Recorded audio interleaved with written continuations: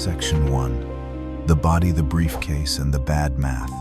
The 17th of April, 1943. London. Night rain taps the window like impatient fingers, and somewhere down the corridor a typewriter keeps time with the storm. In a cramped office that smells faintly of damp wool and cigarette ash, a man leans over a desk lamp and watches the light pool over paper, as if it could warm it into truth. He is an intelligence officer, one of the many hands behind the curtain, and tonight he is staring at an impossible problem that feels like bad math. The Allies mean to hit Sicily, but the enemy is already waiting for it. If German planners stack defenses on the island, the real landing could turn into a disaster, measured in ships, sunk plans, shattered, and men who never make it to shore. The calendar is moving fast. The season for invasion is approaching, and the rule of war is cruelly simple. If the enemy guesses where you will land, you pay for it in blood and momentum. So here is the choice. Wait and lose the advantage, or attempt something no one would dare to write down in plain language. Across the desk, the idea sounds absurd when spoken aloud. Not a new weapon, not a louder air raid, not a bigger fleet. A body, a briefcase, a story so ordinary that the enemy will do the most dangerous thing of all. Believe it, the clock is not a ticking bomb you can hear. It is a stack of folders, a shipping schedule, a tide table, and the silent pressure of weeks slipping away toward an invasion date the room refuses to say too loudly. There is also a smaller clock inside the plan itself. If the deception is going to work, the body must be found quickly, the papers must stay dry enough to read, and the story must reach Berlin before reality arrives in the Mediterranean. The stakes are not abstract. Every German unit that turns toward the wrong coastline is one less unit waiting in the right place. Every hour German intelligence spends chasing the wrong target buys the Allies a sliver of space to breathe. If this goes wrong, you do not just lose a trick, you lose surprise. And without surprise, amphibious landings become a grinding contest where the sea offers no cover and the beach offers no mercy. The rule against an enemy like German intelligence is simple. You do not beat them by hiding everything. You beat them by giving them something they cannot resist picking up. The plan gets a name that sounds like gallows humor: Operation Mincemeat. Two officers, Ewan Montague and Charles Cholmondeley, begin building a person who does not exist. A fictional Royal Marines officer. A rank, a name, a pocket full of everyday life. Major William Martin. Not a hero, not a spy with a glamorous profile. And then comes the detail that makes your stomach tighten if you imagine it in your own hands. They need a real body. They find one in Glyndwr Michael, a man with no battlefield behind him, a civilian whose death can be quietly repurposed into a mission he never volunteered for. The story that will follow him must be careful. It must be humane enough to pass a glance, ordinary enough to survive a skeptic, and specific enough to feel like it was never meant to be seen by the wrong eyes. Montague and Cholmondeley begin assembling a life the way a quartermaster assembles a kit, with attention to what looks lived in. A wallet that has been bent and warmed by a pocket. Letters that sound like someone waiting at home. Receipts, small habits, small disappointments. The kind of clutter you do not invent for an enemy, because you would never expect an enemy to care. But that is exactly what will make them care. The heart of it all is the briefcase, not the papers inside, not yet. The briefcase itself, its weight, its scuffs, the way its handle sits in the palm. In this operation, the smallest detail must do a big job. The briefcase is more than a container. It is a promise that the contents mattered enough to be carried close. And in a war where messages can be intercepted, forged, or guessed at, closeness creates credibility. So they make it close. A simple fastening, a chain that keeps the briefcase from drifting away when the sea does what the sea always does. separate objects from their stories. Records differ on the exact hours the body drifted on the precise route the currents took, but the outcome is consistent. The plan depends on the ocean cooperating just long enough. Now the point of view switches. Somewhere along the Spanish coast, dawn comes pale and quiet. Fishermen or a local patrol spot something in the surf that does not belong there. A uniform, a body, a briefcase that looks like it was meant to be recovered. People move differently around death even in wartime. Voices drop, footsteps slow. A glance passes between men that says, "Handle this carefully," because someone important will ask questions. The first small victory arrives in a form so mundane you might miss it. The briefcase is still there. That is the mini payoff. Not the documents reaching Berlin, not the enemy fooled. Just this: the chain did its job. The story has not floated apart yet. Back in London, the office does not celebrate.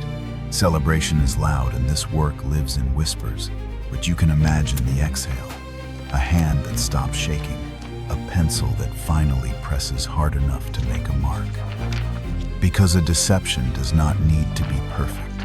It only needs to arrive intact long enough for human nature to finish the job. And human nature is predictable. If you find a dead courier with a locked briefcase, you do not ignore it. You open it. You copy it. You pass it up the chain because no one wants to be the man who overlooked the secret that could change the war. This is the quiet cruelty of intelligence work. You are betting on curiosity, ambition, fear, and ego. You are betting that an enemy officer will want to be useful. You are betting that a clerk will stamp and forward rather than pause and doubt. You are betting that someone will lean in closer when they should lean back. Here on Soldiers' Lost Voices, we chase the small details that change the whole outcome. If you want more stories like this, tense, human, and true to the record, tap like, and tell me in the comments what detail you're watching for as the trap tightens. Small details change everything, but the real gamble is still ahead. The briefcase has to move from a shoreline to an office, from an office to a desk, from a desk to the hands of planners who think they can see through every trick. And the last line of the night's work is not relief. It is the next question. What happens when the enemy reads the lie and decides it sounds exactly like the truth? Section 2, Spain, the waiting room of secrets. Previous section, text.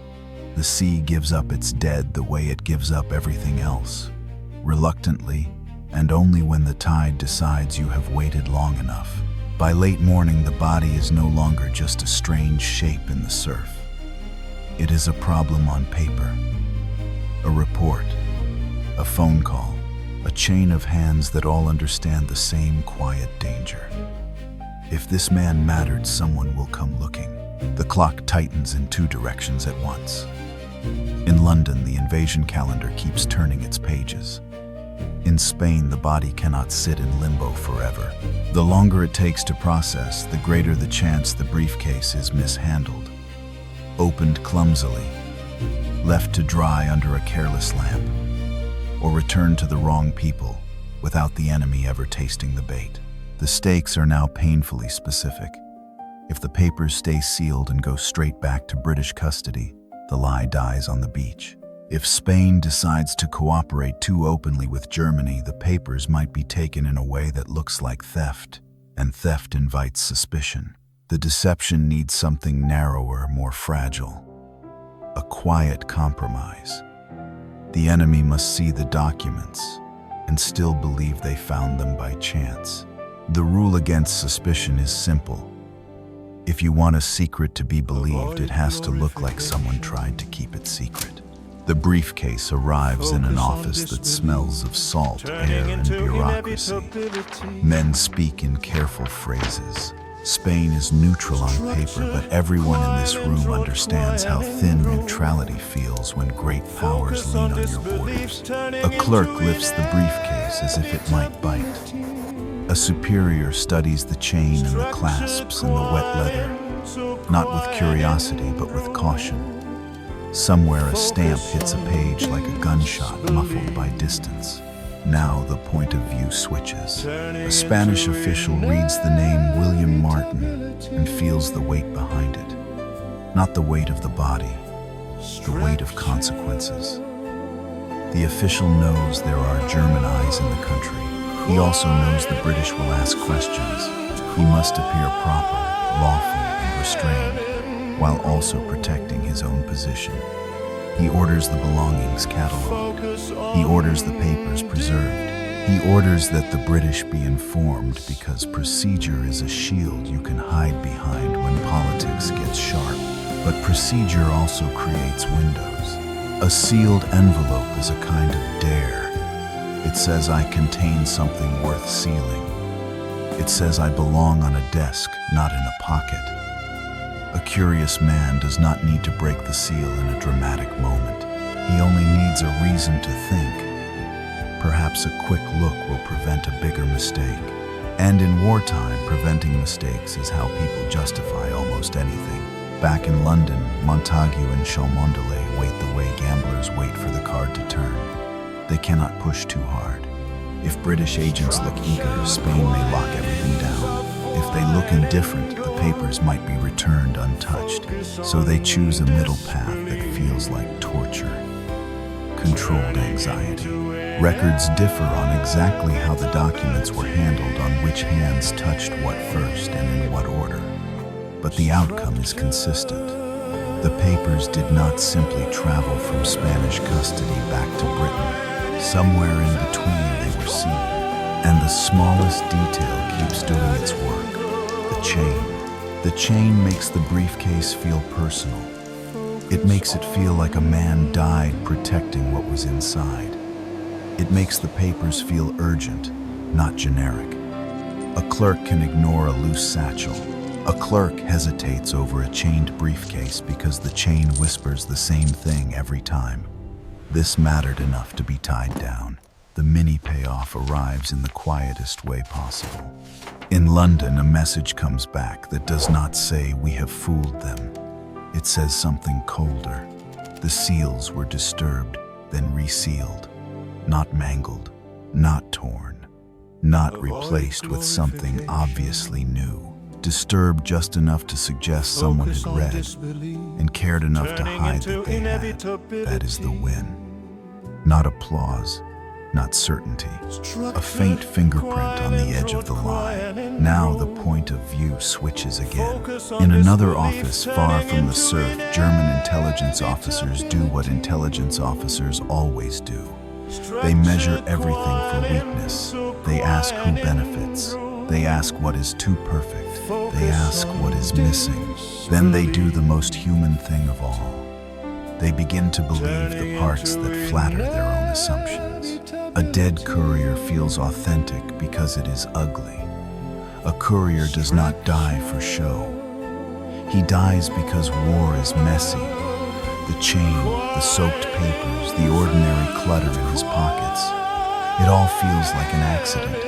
And accidents are the hardest things to doubt. But there is still danger in the room. One German officer pauses over the date on a letter. Another studies the phrasing of a memo. The air feels tight, like a crowded train car where everyone pretends not to stare. If any one detail snaps, the whole deception collapses. In London, Montague cannot sleep. He hears the ocean in his head. He imagines the briefcase slipping loose, the papers warping, the ink bleeding into uselessness. He imagines a German planner chuckling at the clumsy attempt. He imagines the word Sicily underlined in red somewhere, the island bracing like a fist. The clock now has a brutal edge. It is not just weeks to an invasion. It is days to a German decision. Every hour the enemy spends believing the wrong plan is an hour the Allies do not have to fight on the right beach. The rule against panic is simple. You do not touch the bait again. You let the enemy finish eating, and that is the hardest part. Doing nothing when everything in you screams to intervene. By the time the briefcase and the body make their way back into British awareness, the operation has already left their hands. The lie is out in the world, breathing on its own. The chain has done what it can. The seals have been disturbed. The enemy has tasted the story. Now comes the next, more terrifying question. Will German planners merely read it, or will they move armies because of it? Section 3. Berlin reads the lie. Previous section. Text. In the weeks after the body is recovered, London becomes a room full of people listening for footsteps they cannot hear. You cannot watch an enemy decision happen in real time. You can only watch the shadows it throws. The clock is now split into hard numbers and soft fear. Hard numbers are the days sliding toward an invasion window. Soft fear is the question that keeps coming back every time a door opens. Did they bite, or did they smile and spit it out? Every deception has a moment where it stops being yours. This is that moment. The stakes sharpen. If German planners file the papers under possible tricks, Sicily tightens like a fist. If they accept the story even halfway, they begin moving men and attention away from the real shoreline. The difference between those two outcomes is not academic. It is the difference between landing into uncertainty and landing into a prepared wall. The rule against a careful enemy is simple. Do not try to outsmart him with cleverness. Outlast him with plausibility. Now the point of view switches. Berlin, a building with quiet corridors and thick doors, a desk, a lamp, a pair of hands turning pages that should never have crossed an enemy border. The officer reading them does not start with wonder. He starts with suspicion. Suspicion is his job. He looks for the obvious trap. The dramatic phrase, the sloppy lie, the detail that feels like it was written for him. He finds something else instead. Ordinary texture, the kind that does not show off. A letter that sounds like it was written for one person, not for history. A tone that feels casual, almost bored the way real bureaucratic writing can be. Not the grand language of propaganda, not a cinematic confession. Just routine urgency, like the paper would have been tossed aside after it served its purpose. And there is the briefcase. The fact of it, the chain, that simple fastening that has already done more work than any signature. It tells a story the documents never have to say out loud. Someone cared enough to keep these pages close, even in bad weather and worse luck. The German officer leans back. He does not say, "This is true." He says something more dangerous. In another room, another set of eyes reads the same pages with a different hunger. This man is a planner. He thinks in maps and supply lines and coastlines. He does not want to be fooled, but he also does not want to be surprised. Surprise is what ends careers, so he begins to do the math. If the Allies are coming, where do they have the reach? Where would they choose if they wanted to avoid the strongest defenses? Where would they strike if they wanted to split German attention? The planted story answers his questions before he can finish asking them. That is how a good deception works. It does not push you. It leads you, gently, toward what you already suspect. Now, the point of view switches back to London. Montague and Cholmondeley are not sitting in the same office forever. They move through corridors and meetings, keeping their faces neutral, keeping their voices measured. They cannot act like men who are waiting for a miracle. They have to look like men doing normal work, because normal work is the camouflage of intelligence. But inside, every small signal becomes huge. A rumor, a delay, a change in emphasis in an enemy broadcast, a shift in shipping orders. Records differ on which indicators arrived first and how clearly they could be interpreted. But the outcome is consistent. The British begin to sense movement. The mini payoff is never announced with trumpets. It arrives like a change in weather, Somewhere in the Mediterranean, German commanders begin asking for resources in places that are not Sicily. Somewhere, attention tilts.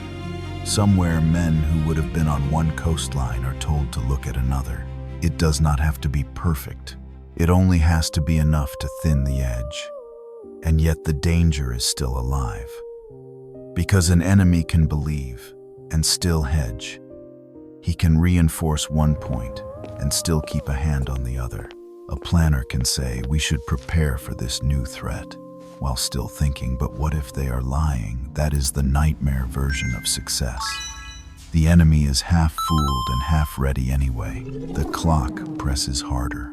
Each day that passes is a day the Allies cannot get back. Each day German planners have these papers is another day they can cross-check, compare, and doubt.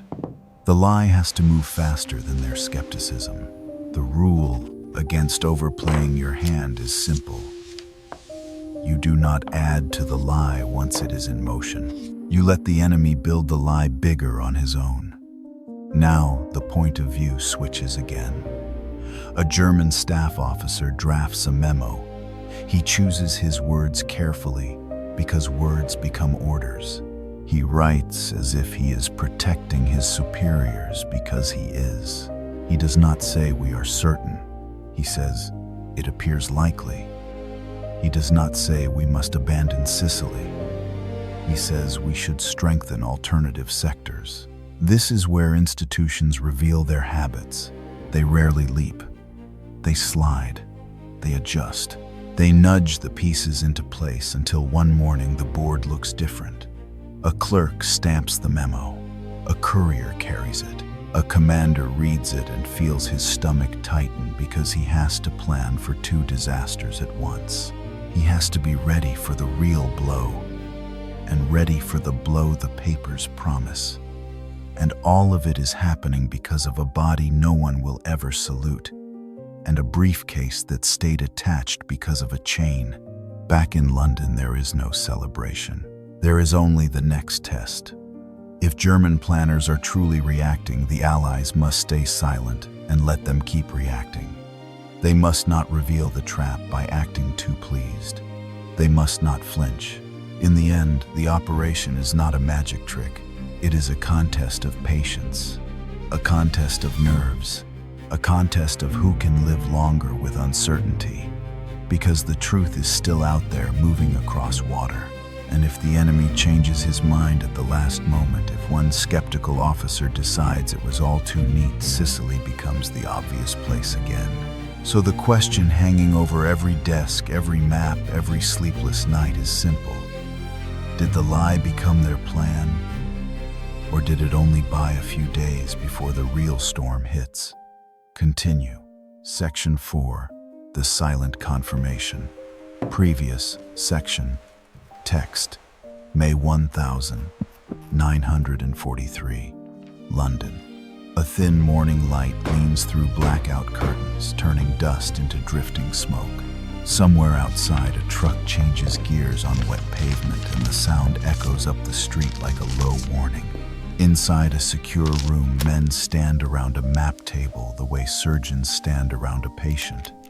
Close enough to save him, close enough to lose him.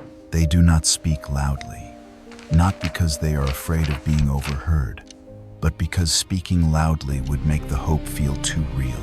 The clock has teeth now. Weeks until the invasion window narrows.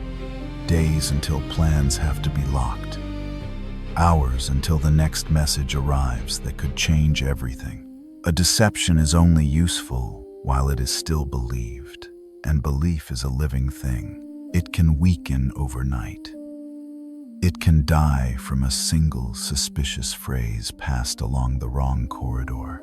The stakes are plain if you stare at the coastline lines on the map long enough. The landing will succeed or fail on beaches, not on paper. If German attention truly shifts away, the first wave meets fewer guns and fewer prepared defenses. If the enemy snaps back to Sicily at the last moment, the Allies pay for it in wrecked momentum, and men who vanish into surf and smoke before anyone learns their names. The rule against false confidence is simple. You do not call it a victory until the enemy has acted in a way he cannot easily undo. Now the point of view switches. Across the continent, a German planner sits with the seized documents as if they are still warm. He has already filed the story into his mind, and now he looks for proof the way a thirsty man looks for water. He scans incoming reports. He listens to rumors. He watches for patterns in shipping and aircraft movement in radio chatter. He wants the deception to be true because it explains the fear he already carries, that the Allies could strike in more than one place, and that any wrong guess will cost him his career and his country its position. He begins to advise adjustments, not dramatic ones, not a full abandonment of Sicily, but shifts, reinforcements to other areas, extra attention, extra caution. The kind of caution that splits strength, and splitting strength is exactly what the lie was built to do. Back in London, those tiny shifts are gold, but they are also poison if you swallow them too quickly. The intelligence officers study every signal like it is a heartbeat on a monitor. A rise in activity here, a quiet request there. Records differ on how clear the reaction was and which clues carried the most weight, but the outcome is consistent. The British believe the deception is working well enough to matter. The mini payoff is not a single report. It is the feeling that the enemy is spending time. Time is the rarest currency in war. Every hour, German planners spend reinforcing the wrong idea as an hour they are not reinforcing the right beach. And then, in the middle of this delicate moment comes a second, quieter battle.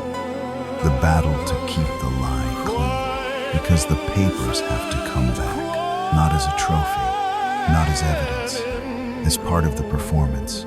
If Spain returns the briefcase and the documents too quickly, it looks staged. If Britain receives them with too much relief, it looks staged. If the papers look damaged in a way that suggests someone handled them recklessly, it looks staged. The lie has to survive its return trip without showing the fingerprints of the people who built it, so they wait again. The clock becomes the time between communications, the slow crawl of a diplomatic process, the agonizing pause before a seal is checked. And here the smallest detail returns to the center of the frame. The chain. If the chain is intact, the story holds together. A courier tried to keep the briefcase with him. He failed because war is chaos, not because the plan was sloppy. If the chain is missing, the story becomes thinner. The enemy can tell himself someone placed that case beside the body. Someone wanted it found. The stakes shift in a subtle way. It is no longer only about where German troops go. It is about whether German intelligence feels embarrassed. Embarrassment is a trigger. A humiliated office becomes suspicious overnight. The deception cannot just be believed. It must be believed without leaving a bruise. The rule against humiliation is simple. Make the enemy think he stole the secret, not that you handed it to him. Now the point of view switches again. A Spanish clerk, tired, careful, perhaps slightly resentful that the war keeps knocking on his desk, prepares the belongings for return. He looks at the briefcase. He sees the chain and thinks, this mattered. He sees the worn handle and thinks someone carried this like a burden. He does not know he is holding a story that will tilt entire maps. He only knows his job is to send it back in a way that looks normal. When the briefcase reaches British hands again, the room does not cheer. There is only inspection, quiet breath, the chain, the clasps, the papers checked for subtle signs of tampering, the seal that tells you someone tried to hide what they did. That seal is a strange kind of proof. It is not proof of truth. It is proof of hunger, and hunger is what they needed. Here on Soldiers Lost Voices, this is the part that always hits hard. The plan works because people are predictable under pressure. Not evil, predictable. A clerk wants to be useful. A planner wants to avoid being surprised. An office wants to justify its own instincts. The smallest details become levers because human hands keep reaching for them. The clock does not stop. The invasion plan keeps moving. The ships and men gather somewhere out on the edges of the story, unseen but very real. And the deception team does what feels impossible. They let go. They cannot talk it to life. They cannot correct it. They cannot refine it. Any new touch risks leaving a mark, so they watch the enemy continue to adjust. They watch him commit step by step to a set of fears that are not pointed at Sicily. And then a fresh dread rises cold and immediate, because even if German planners are looking elsewhere, they may still decide to fortify Sicily anyway, just in case. So the next question is not whether the lie was believed.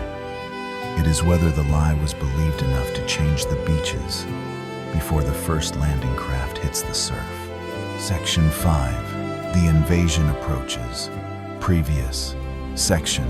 Text. Early July, 1943. Somewhere on a darkened coastline where engines idle under tarps and voices stay low, the air tastes like salt and fuel. Men move in lines that look casual until you notice the rhythm. Too organized to be ordinary.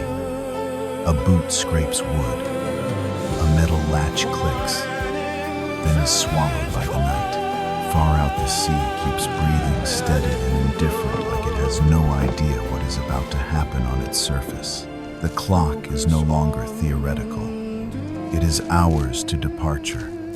It is tides. It is weather. It is the time it takes to load, to brief, to move without drawing attention. It is also the invisible clock in Berlin, where planners can still revise assumptions if new information arrives. The deception has to hold through the last stretch, when nerves make everyone jumpy and jumpiness makes people suspicious. The stakes narrow down to a single brutal question. Shifts a few units can still matter. A few minutes less resistance can be the difference between a foothold and a collapse.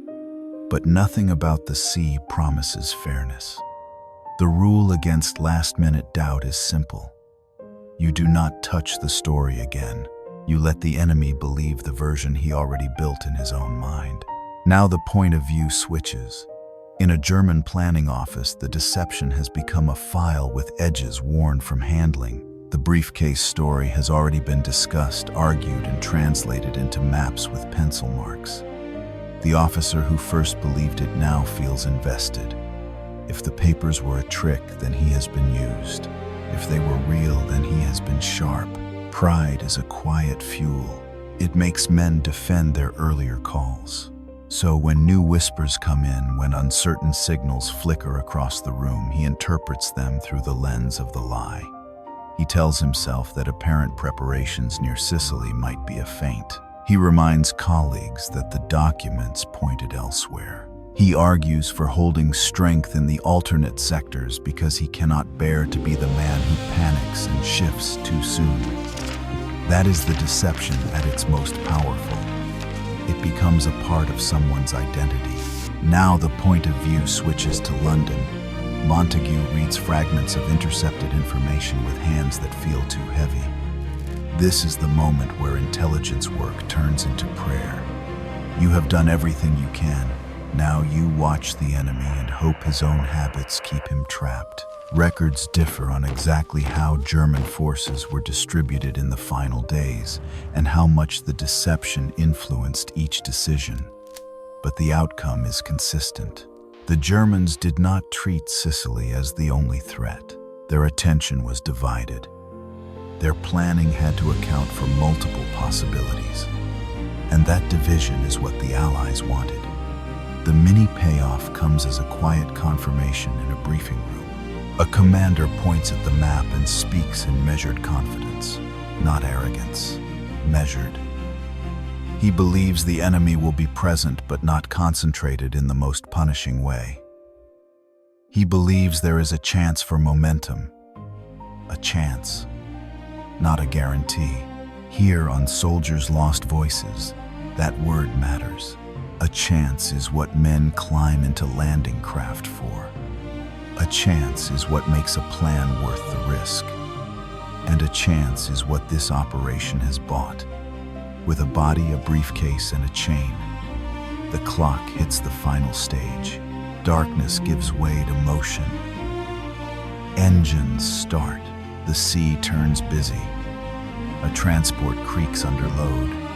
Men grip straps and rifles and the edges of their own thoughts. Somewhere a weather report shifts and every jaw tightens because weather is the one enemy you cannot deceive. The stakes are now you. If you were standing on that deck, you would feel how small you are against the water. You would feel the vibration under your boots and know that once the ship leaves, there is no rewinding.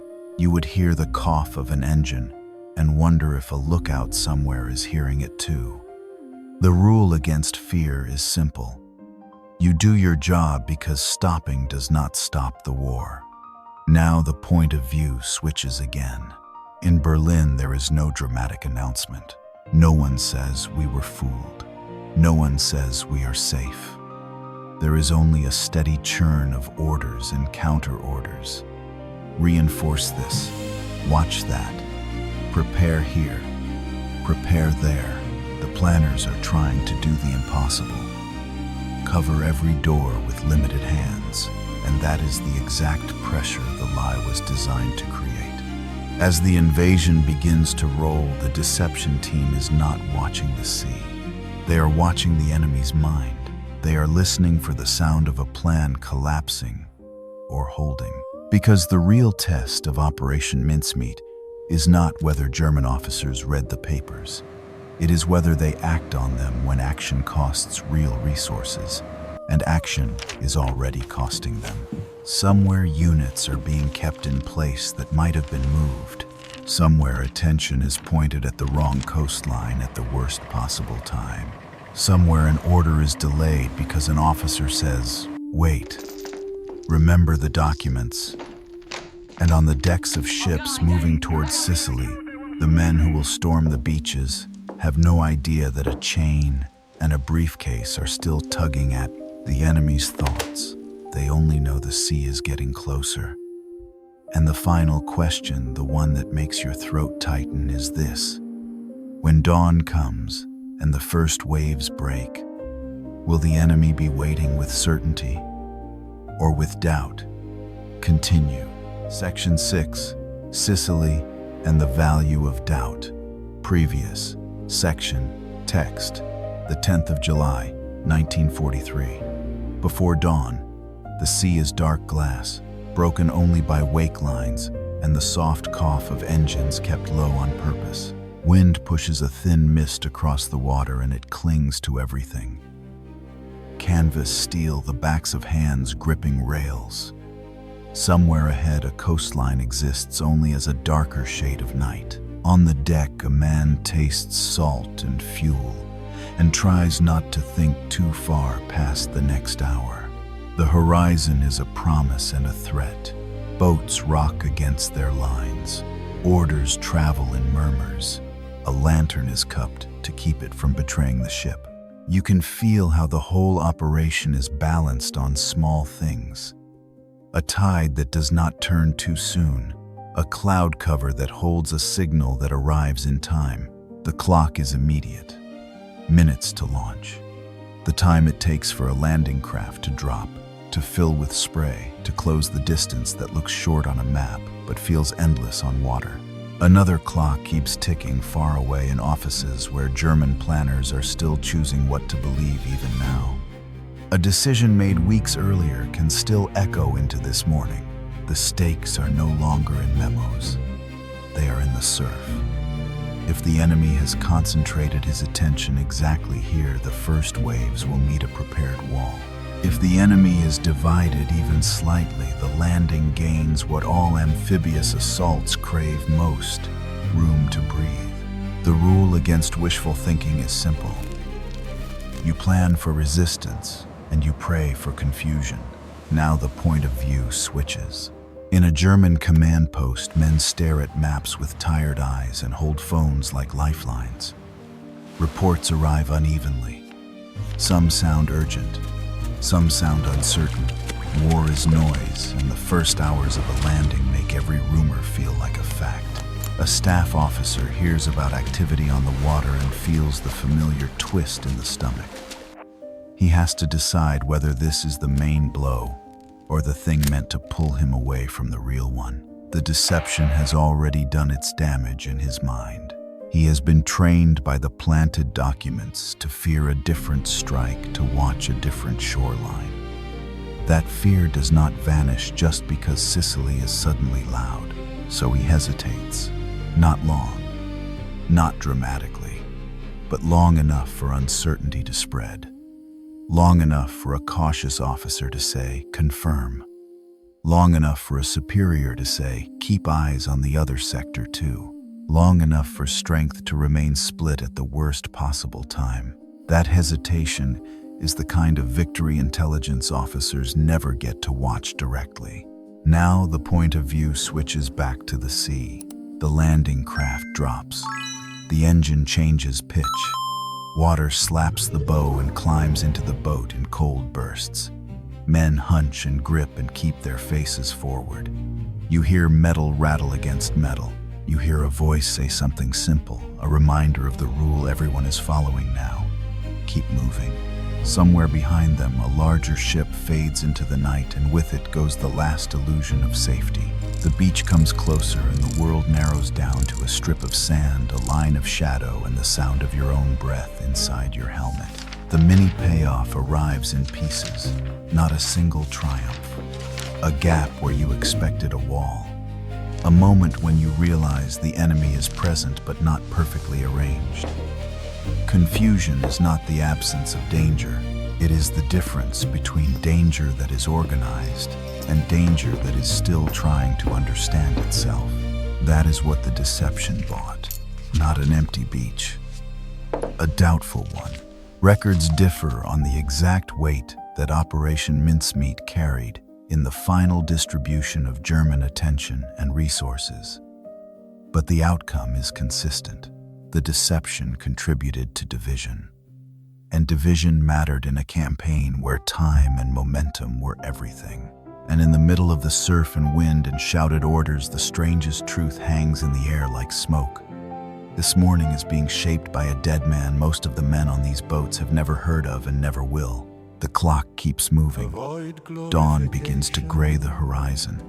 The sky lightens enough for shapes to sharpen enough for the world to become more honest. Honesty is dangerous. Honesty means you can be seen. The stakes tighten again.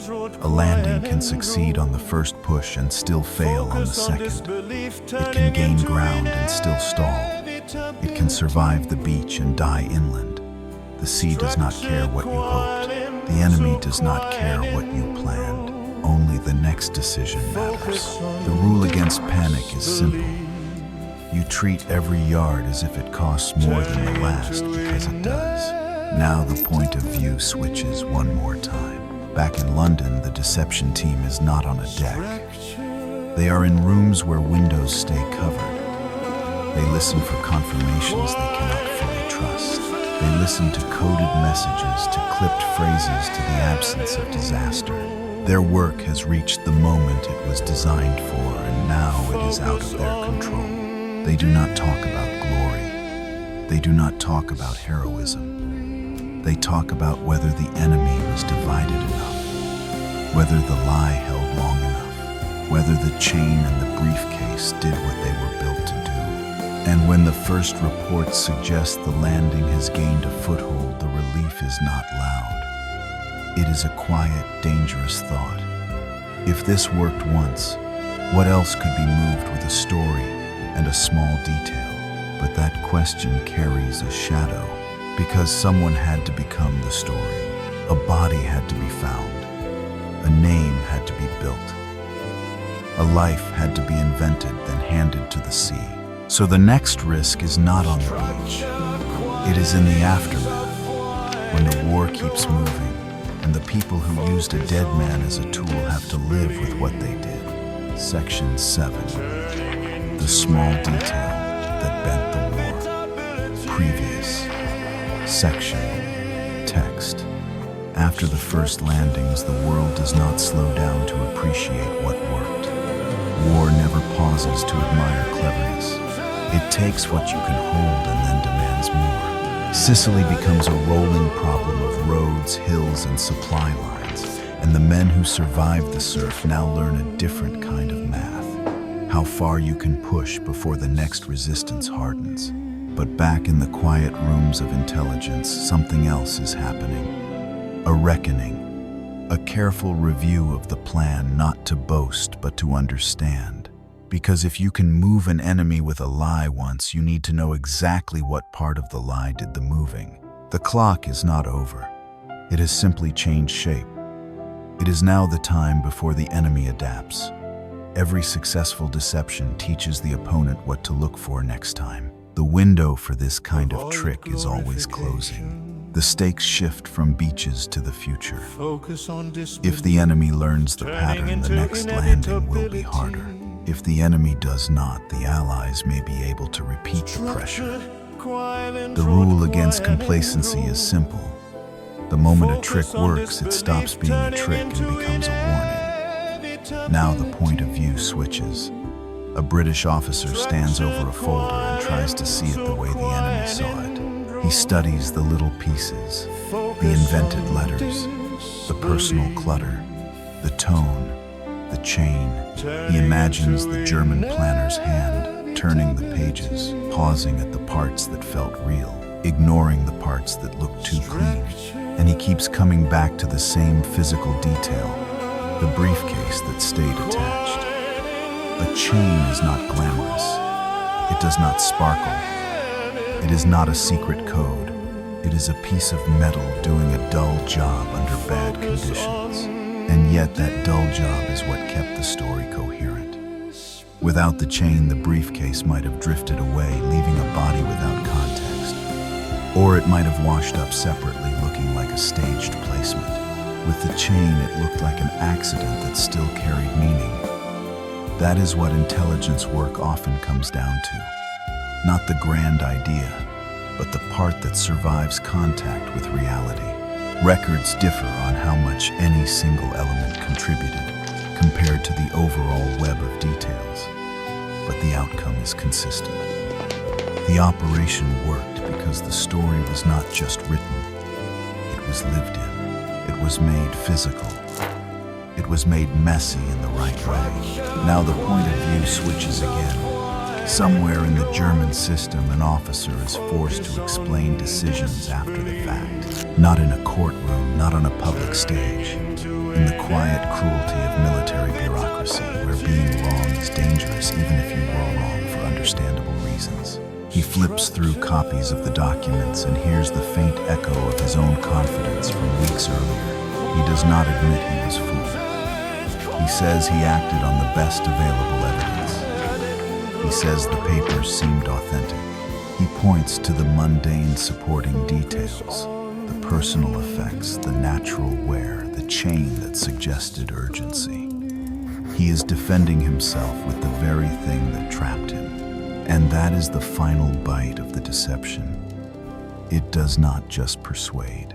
It creates a paper trail the enemy uses to justify continuing to believe.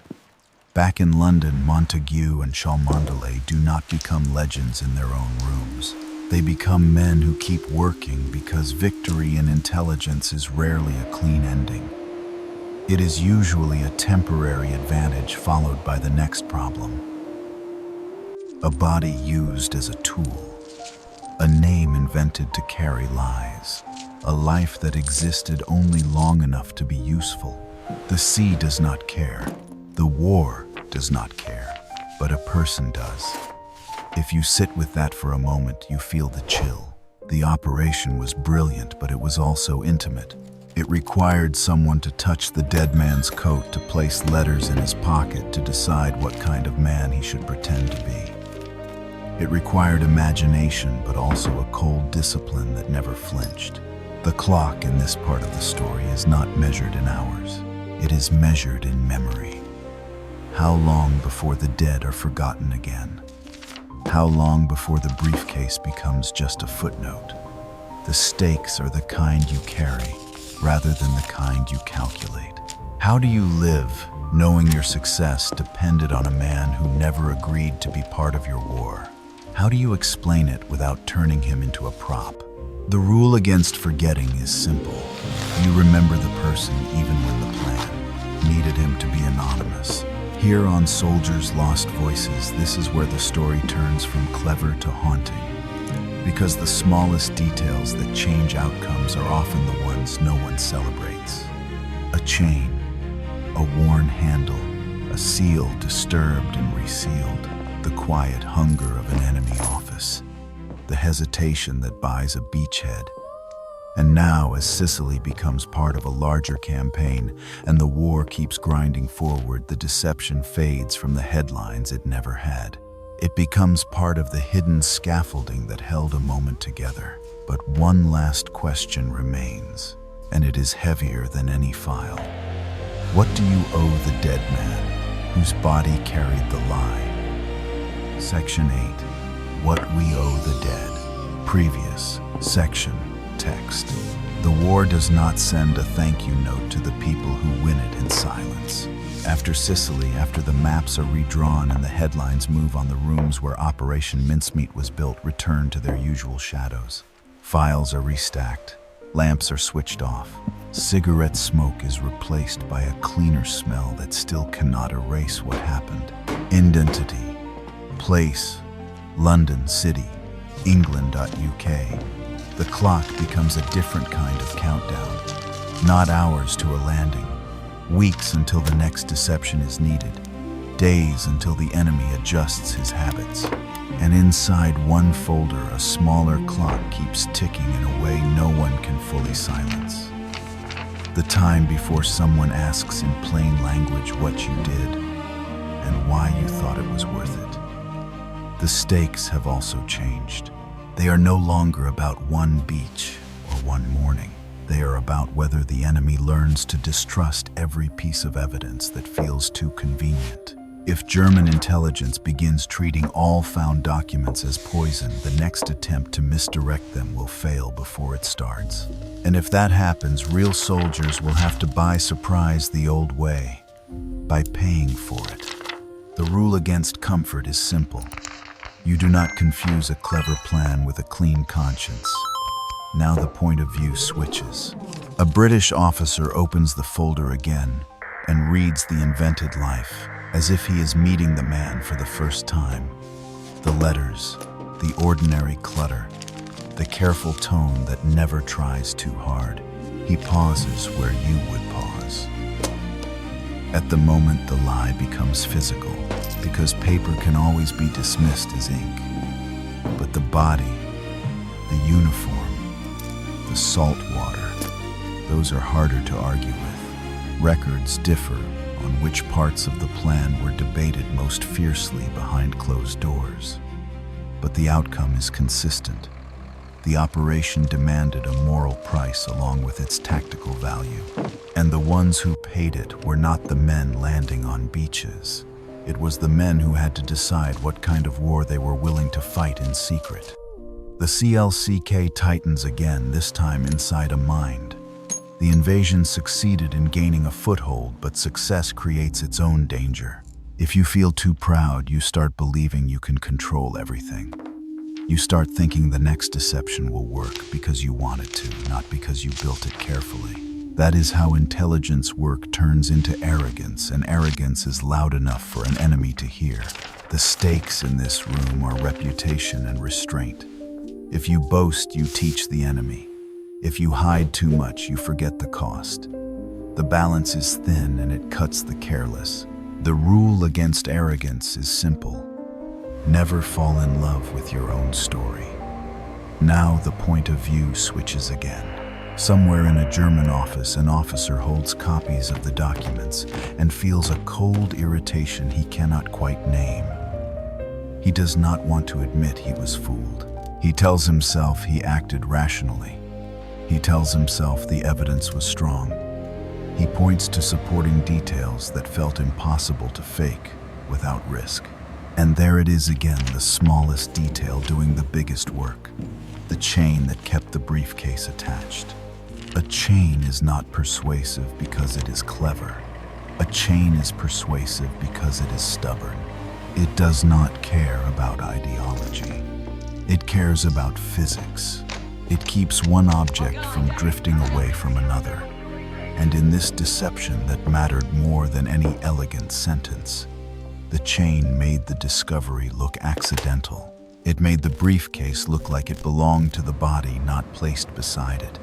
It made the papers feel like something a courier would guard, not something an author would plant. That is the mini payoff that lasts beyond the landing. The enemy does not just believe the lie.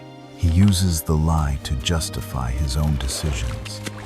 He becomes invested, and an invested enemy is easier to steer because he is steering himself. Now the point of view returns to the quiet rooms in Entity, place Sicily Island, Italy, where the story becomes more human again. A soldier trudges inland, boots heavy with sand that will not shake loose.